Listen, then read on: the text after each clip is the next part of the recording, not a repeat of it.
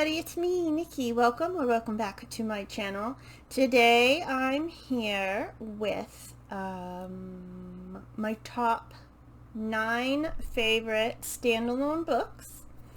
And this is just from my two bookshelves behind me. The one, I can't point that one, and then the one over there. I haven't even gotten to the one next to me or to any upstairs. I was going to do the Let's Talk About, but I'm babysitting a dog and he is not feeling well, and that one takes a lot of time, and I don't want to focus too much on that when I should be watching him because he doesn't feel good. He's just a sad little boy. So anyway, first, actually, I'm going to start with an honorable mention. So I guess it makes it 10, but since this is an honorable mention, if I can do it without having the books collapse. And this is only a technicality. This is Throne of the Crescent Moon by Saladin Ahmed, or I think. This is technically, I just had it up. Where did it go? Part of the Crescent Moon Kingdoms series. But this was published in 2012, and the second book still hasn't been published yet, which, you know, it happens. It just happens. We've seen it happen. So that's why I'm putting this on a technicality as an honorable mention. It is a Arabian type of fantasy. Obviously, the next book is called The 1001, so like 1001. So, yeah, it's got a doctor who is good at killing demony things. And he has an assistant and a young girl who is right here. She's got like lion, hyena type things, and they work together to stop the bad sultan. And as you can see, there's like the zombie type things. I can't remember what they're called. And I thought it was a really good book. I really would like the second one to come out, but you know, it takes its time, so that's why this is an honorable mention. I'll just put that there. So, and then the rest of these aren't in any particular order. It's just the order I've piled them up in. So, the first one is The Four Feathers by A.E.W. Mason. This is a classic. This is the Barnes & Noble's classic edition. And this is set... Ooh, I can't... It's 1800s, I want to say. It's during a war, but I'm not sure which one. It's not World War I don't believe. Although it might be. I can't remember. But, it is about Harry. He has 3 close friends.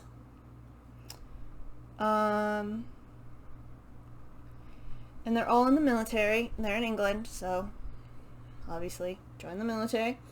And he actually gives up his commission when they're ordered to go to the Sudan, because he grew up as a child hearing stories from his father and friends about cowards. And he is terrified that he's going to become a coward. So, he receives a white feather, which symbolizes cowardice. This is seen, I saw it in another book, and I think it's been in some TV shows. I don't know why it does. From his 3 friends and Edith. Athene, excuse me. Edith, his fiancée. So they're not really great friends and a fiancé, but then he basically travels to Africa, the Sudan, to redeem himself, and then they all figure it out and they're like, oh, we fucked up. So yeah, it was made into a movie with Heath Ledger, I want to say. And it was probably other films as well. Yes, it had the 2002 had Heath Ledger, Wes Bentley, Jimon Honsu, Kate Hudson, Rupert Henry Jones, Chris Marshall, Michael Sheen, and many others. Yeah, and it's been made into a couple movies. The Four Feathers with Heath was the latest. And they're all set in like the 1880s, so that's probably when the book is set. And I really liked this. Like a lot of classics, I don't know if this was written in book format. A lot of classics, especially wordy ones, were written like to be in a newspaper, to be a weekly periodical type of thing. So sometimes they get a bit weird because they really weren't. And then like after it's all finished, they sort of put it together, and I don't know how they edit that. So I don't know if this was supposed to be a weekly or not, but there is a lot of description of things, which I know puts people off in classics. But once the action is there, you're in with it, and like it's not too actiony. And then I do remember there's some scenes where, because Harry pretends to be an Arab, so obviously there's going to be racism, sexism,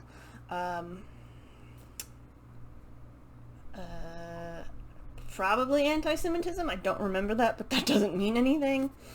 But he pretends to be an Arab, and he basically does all these things, and they're like, who is that person? And you're like, I know who it is, you dumb, stupid bitches. So yeah, it was a lot of fun. Oh, sorry, Winnie. The next one is The Kingdom of Back by Marie Lu, and I've talked about this before. This is about Mozart's sister, Nannerl, which is not her official name, but that is what he called her. And essentially, she was just as good as Mozart. I'm not sure about I think in real life too, but in the book, it's made quite clear she's just as good as Mozart, but because she's a girl, and the family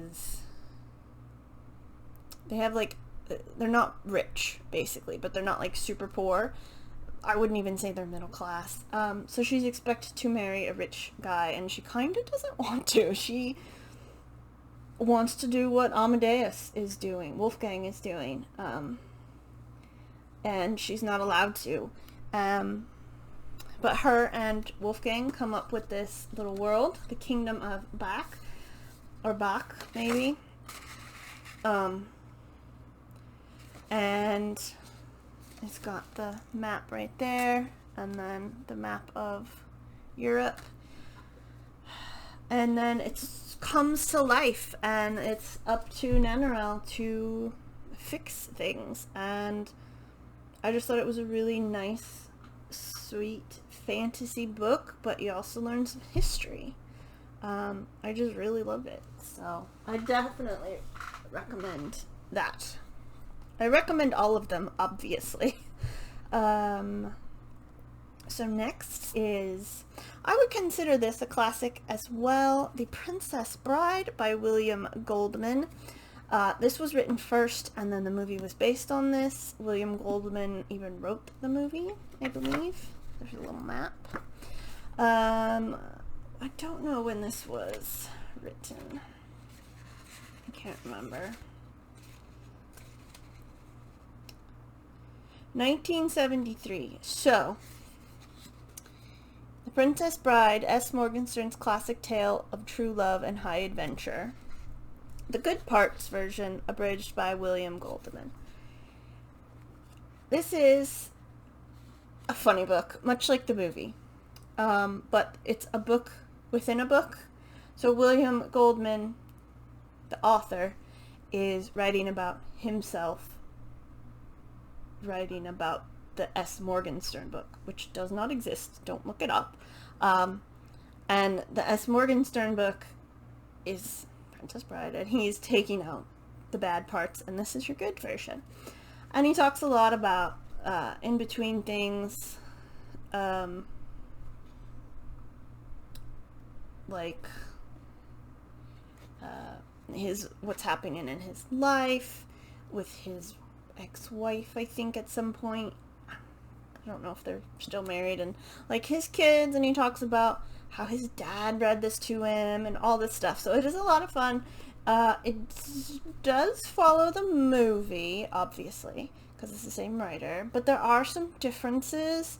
When they're in the castle near the end, there's more of Fezzik and Inigo like running around type of thing. There's more explanation of what happens with him.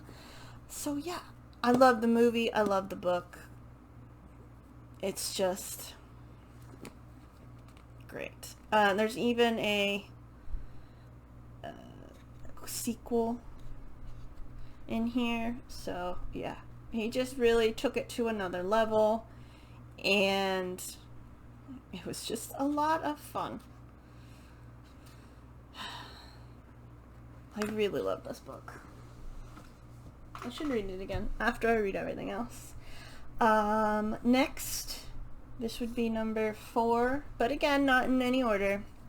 The Ghost Bride by Yang C. Chu, I believe is how that's pronounced. I've read this twice now, and it's really good. I think it's really good. It is about Li Lan in 1890s Malaysia, and her family,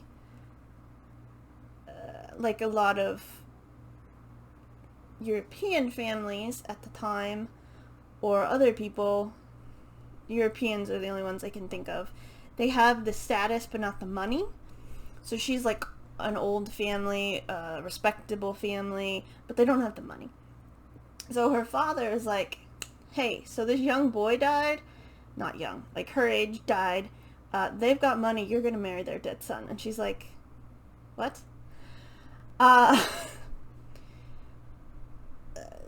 she's not really want to be married to a ghost. Apparently that was a custom.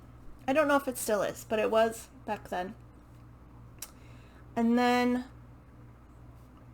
turns out ghosts are kind of real, and this little shit is haunting her, and things take a turn, and a badass shows up.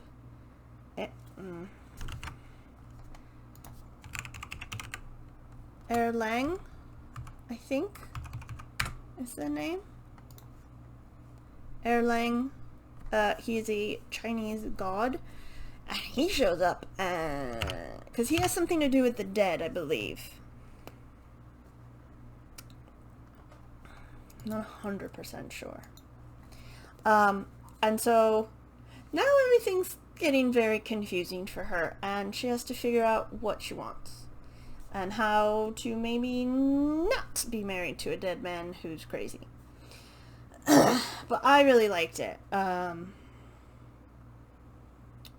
It says right here, it's a love story, afterlife, historical, sinister. I wouldn't, there is a romance in it, but I wouldn't say it's mostly a love story. I would say it's got a lot of fantasy, afterlife, historical elements, and then the love story is there as well. But yeah, I just really liked it. I really like historical fantasies like this, especially if they're set in another country or part of the world that I know nothing about. I'm like, I don't know anything about Malaysia, especially in the 1890s, and I was like, this is interesting as hell. And Erlang shows up in Journey to the West, and I think some other things as well. Okay, next is Sense and Sensibility by Jane Austen. This is a classic, of course.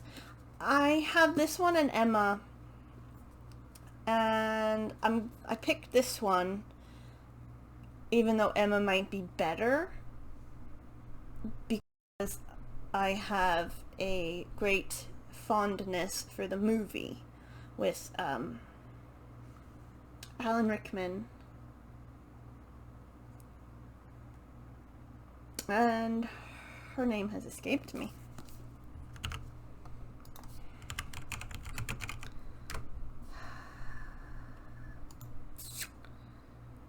Emma Thompson. Yes. So that's why this is on here instead of Emma. Although Emma is also very good because it's Clueless, and I do love Clueless. Anyway, this is about Marianne Dashwood and Eleanor, and they might have another sister, but these two, I assume that's supposed to be them, are marriageable, and a lot of other Jane Austen books, except for Emma, they have the nobility, the background. Everybody goes, oh yes, the Dashwoods, but they're poor. And Marianne wants John Willoughby, who's dashing but unsuitable, and Eleanor, who's the older one, falls in love with the Hugh Grant character, whose name I've forgotten. Edward. And the Alan Rickman character is Colonel Brandon, and he loves Marianne. And then it's just a whole thing. Colonel Brandon doesn't like John Willoughby, and Edward might be friends with Willoughby. I can't quite remember all of that. But yes, it's just trial after tribulation. I remember Marianne gets sick because she's standing, at least in the movie. It's been a while since I read the book. Oh, I read it for school because there's notes in here. Anyway, she gets sick, and then that's when she falls back in love with the Colonel. And it's just great. It's a great book. It's a great movie. Yeah. I should, again, reread this, but after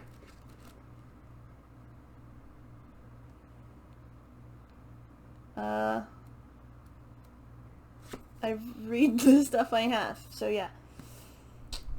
And you really want to strangle Marianne at some points, because she becomes like all-encompassing about Willoughby. Like everything he likes, she likes, and it's like she doesn't have a personality apart from him. And you're like, honestly? But that was a thing back then, but Jane Austen didn't agree with it. So yeah. But any Jane Austen I would recommend. Okay, 3 more. Next we have The Star Thief by Lindsay Becker. I read this a while ago, but this is a middle grade, and it is so good. It's about Honorine, I believe is how you say it. She's a maid in a mansion, and she's always daydreaming and all that stuff. But then the mansion gets ransacked, and she's whisked into the battle of a crew on a steamship and the constellations themselves. And Honorine is their only hope. And of course, the Lord Vidalia, that's the mansion, I think his son is in it. And you find out some stuff about Honorine, and you're like, ooh, that's why she's their only hope. That's the steamship. And not everything is cut and dry, as it were. And this, I think, is where the constellations live.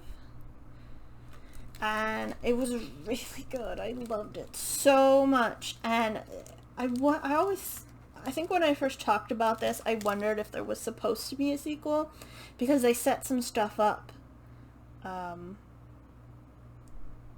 that were like loose ends, and you're like, ooh, that could be a sequel. But I don't even know if she wrote anything else.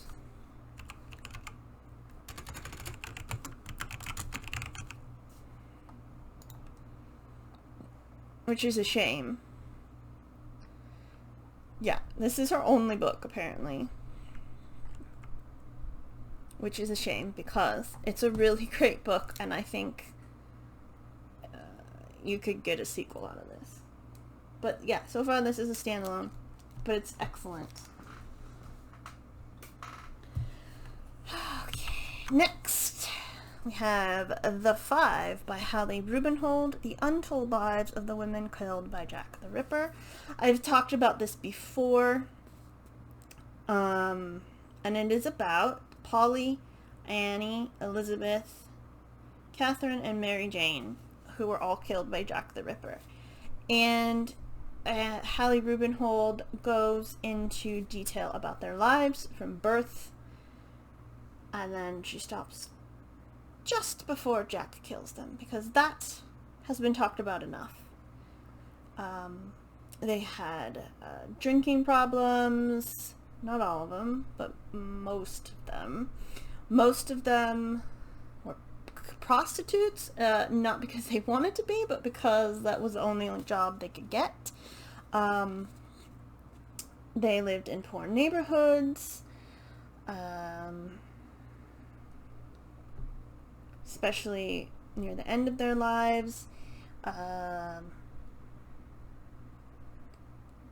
And yeah, she just really goes into great detail about them. You learn things you never knew, because nobody ever talks about it. They only talk about he killed them. So yeah, it was really great and really interesting. And it just, like, this is about Elizabeth, and it just ends with her, and they also talk about her funeral, but she never talks about the actual murders. So I really like that. They've been talked about enough. There's this version, and there was another version I liked better. It had like the headlines and stuff, but yeah. And I definitely am gonna check out other things that she has written. That she's read. She's probably read a lot. And then finally, this is probably my most recent read, is Blackfish City by Sam J. Miller. This is cyberpunk sci-fi dystopian future, and it is set, this particular one is set in a floating city constructed in the Arctic Circle. There are other cities on the ocean in other places, but I don't think they're all in the north. And it's pretty much what you would expect. The poor live at the shit levels, and the rich live at the nice levels. And then someone called an orca-mancer shows up. She arrives riding an orca with a polar bear at her side, and she's basically a badass. And people gather, 4 specific people, I believe, gather and come together and fight the system for various reasons, and it was just really good. It has LGBTQIA representation, and it talks about a lot of things that affect the environment, even now, especially now. I don't think Sam J. Miller writes a series. He might only write standalones. Let me find out.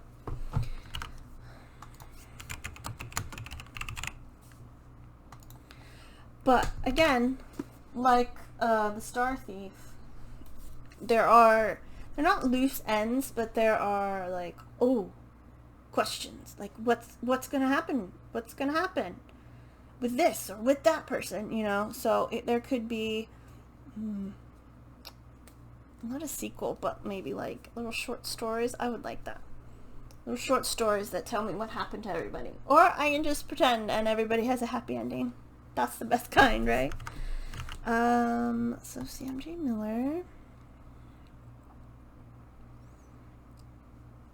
Yeah, I don't think he's written Boys, Beasts, and Men, Destroy All Monsters. But yeah, I don't think he writes series, so they're all standalones, which is fun. I don't have enough standalones. But yeah, I've definitely checked this one out, checked them all out. And those are my 9 plus an honorable mention favorite standalones from at least 2 shelves. I haven't... I have so many books. And most of them are series, so that's why I thought it was important to do this. So thank you very much for watching. I hope you're having a lovely day. And I'll see you in the next video. Goodbye.